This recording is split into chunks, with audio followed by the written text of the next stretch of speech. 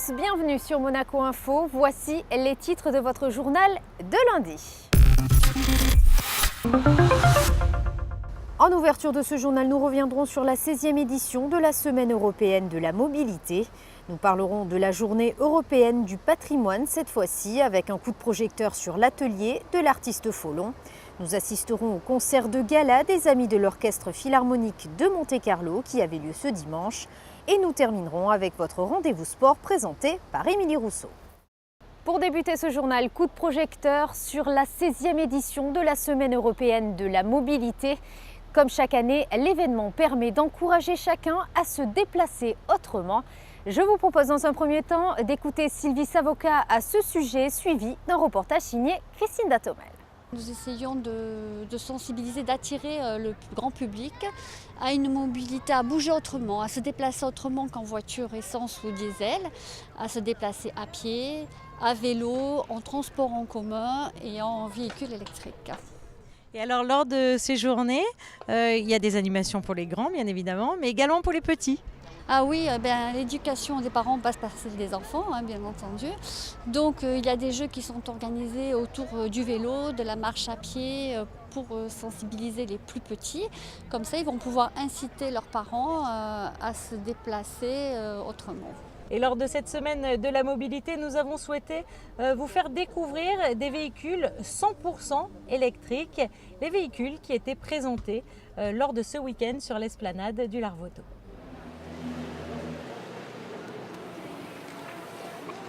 On est venu en force avec 3 modèles, puisque la Smart électrique est déclinée donc en 3 versions.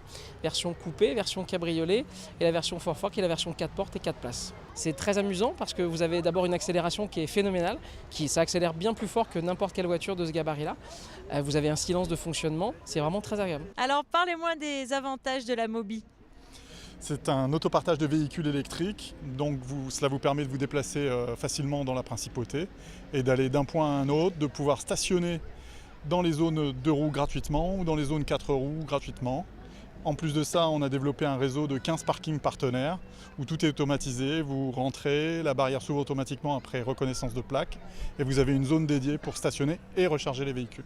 Et si certains ont adhéré tout de suite à ce déplacement éco-responsable en choisissant de devenir adhérents Mobi, d'autres ont été précurseurs en achetant directement un véhicule 100% électrique, comme Christian, qui a été le premier à conduire une Tesla en principauté. C'est un véhicule tout électrique, donc j'ai vu que vous avez regardé un petit peu, vous cherchez le moteur. Donc il est ni à l'avant ni à l'arrière, il est exactement là sous le châssis. Donc c'est un petit peu le principe des petits bâtonnets, des petites piles qui font toute la surface de la voiture et qui donnent une autonomie à peu près de 350-400 km aux alentours sur nos routes sinueuses. Ça, c'est une voiture totalement connectée qui fait des mises à jour à peu près une fois par mois. Vous avez la voiture à vous dire est-ce que vous voulez faire une mise à jour.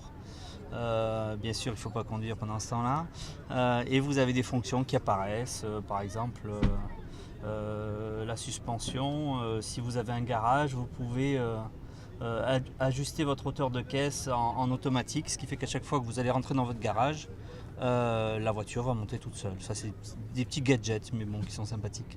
Et si les grands ont pu tester les différents véhicules électriques présentés à cette occasion, les plus petits ont eux aussi été sensibilisés aux différentes formes de mobilité grâce à divers ateliers récréatifs. Nous débutons notre série de reportages consacrés à la 22e journée européenne du patrimoine qui aura lieu le 24.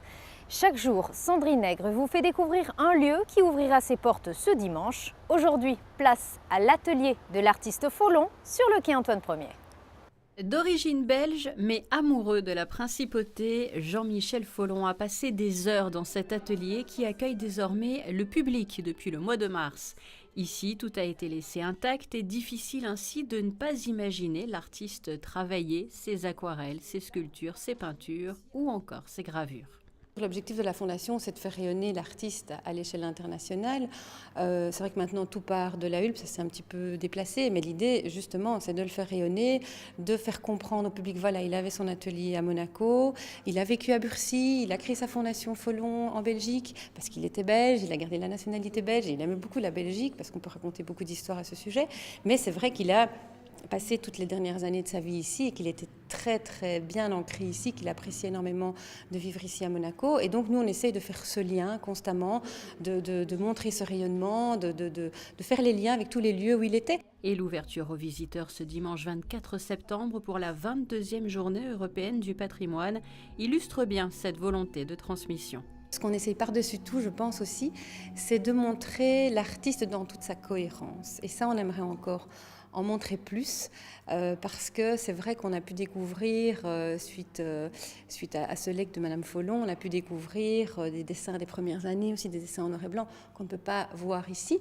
Donc il y a encore beaucoup d'autres choses à voir et qu'on espère pouvoir faire découvrir au public, parce qu'il y a vraiment un parcours très cohérent et indissociable depuis le début, depuis les années de spontanéité, de création, de jeunesse, jusqu'aux années de pleine maturité.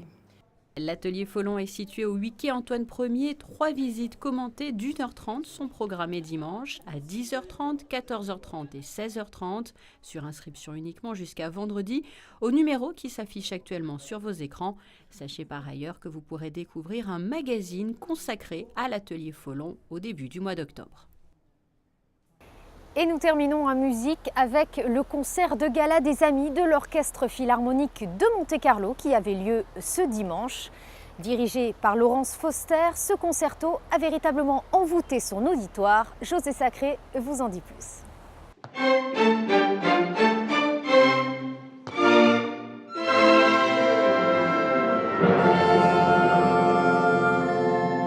Dvorak, Janáček, Kodály et Bartók étaient au programme du concert de l'Orchestre Philharmonique de Monte-Carlo dimanche 17 septembre, concert placé sous la direction de Laurence Foster avec un soliste d'exception, le pianiste Evgueni Kissing qui pour la première fois a interprété le 2e concerto pour piano et orchestre de Béla Bartók.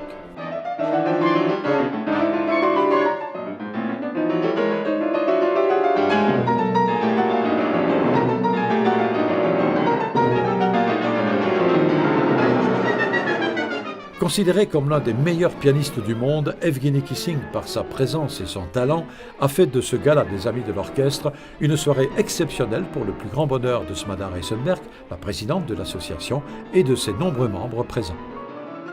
Nous sommes environ presque 300 membres et nous allons atteindre notre majorité pendant cette saison, donc nous allons fêter nos 18 ans. Qui veut dire 18 ans, grandir veut dire plus de responsabilités et encore plus grandes à chaque fois. Et c'est pour cela que vous allez marquer dans le programme que nous soutenons les concerts phares de cette saison et également, bien entendu, les concerts jeunes publics qui nous tiennent très à cœur. C'est notre futur public, le public de demain, c'est la nouvelle génération.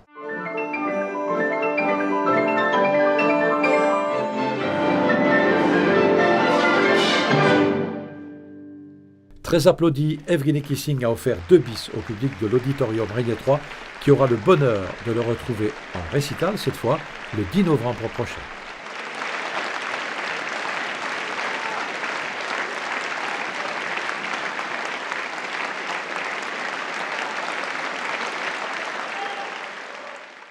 Et l'actualité monégasque continue, cette fois-ci en bref.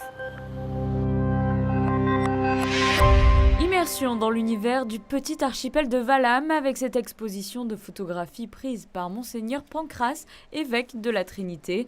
Une vingtaine de photos qui illustrent l'harmonie entre nature, art et beauté qui règne sur ces îles. Cette exposition est organisée par l'association Nerus Art à l'occasion de l'année de l'écologie en Russie. Elle se tient jusqu'au 30 septembre à l'Hôtel de Paris. Cette année encore, le centre commercial de Fontvieille organise du 20 au 23 septembre un vide dressing solidaire.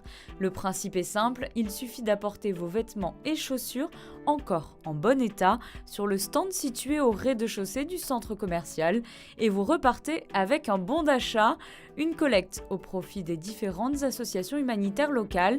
Alors n'hésitez pas à faire un geste solidaire, vous en serez récompensé. Voici à présent les prévisions météo pour ces prochains jours. Mardi, temps ensoleillé dans la matinée, les nuages feront leur apparition en cours de journée. Léger risque d'averses avant la nuit, les températures seront inférieures au normal de saison. Mercredi, le soleil sera au rendez-vous, les nuages se feront plus discrets. Le thermomètre affichera 14 degrés dans la matinée et 22 degrés dans l'après-midi. Jeudi, soleil et nuages isolés, température en légère hausse. Vendredi, ciel voilé, mais les températures resteront agréables. Samedi, temps nuageux et enfin dimanche, le soleil sera de retour. C'est la fin de cette édition. Merci de l'avoir suivi. À présent, retrouvez votre magazine Actu Sport présenté par Émilie Rousseau. Très bonne semaine à tous sur Monaco Info.